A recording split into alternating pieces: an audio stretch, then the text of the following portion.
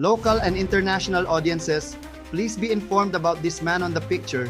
He is one of the government officials in the Philippines who corrupted billions of pesos from the public fund and currently in the United States of America. Filipino people are furious and we want this man to come back to the Philippines. Add it to your watch list.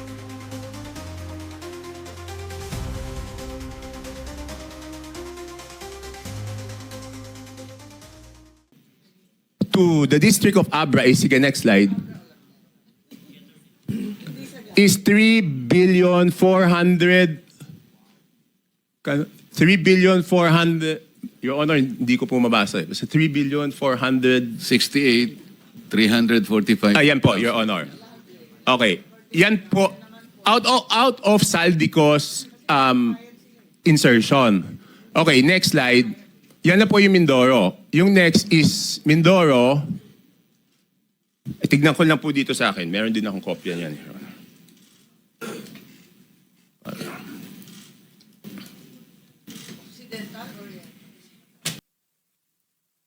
Next is Occidental Mindoro, 3.2 billion po yan ang nadagdag.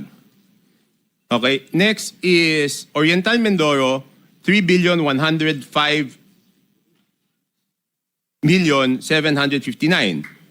Next is total po ng Romblon is 620 million. Tapos next po, Bukidnon is 580,222,000. I would like to clarify, Your Honor, I will make it clear, hindi po ito district ni Congressman Joe Zubiri. Hindi po. Just to clarify, hindi niya distrito yan. Tapos yan, sunod-sunod na po. Itong Camarines Norte, 550 million. Itong, ano ba yung sumunod? Batangas, 429. Meron pa pala ulit na Mindoro, hindi ko alam bakit nahiwalay ito, baka ibang district ito, 400 million.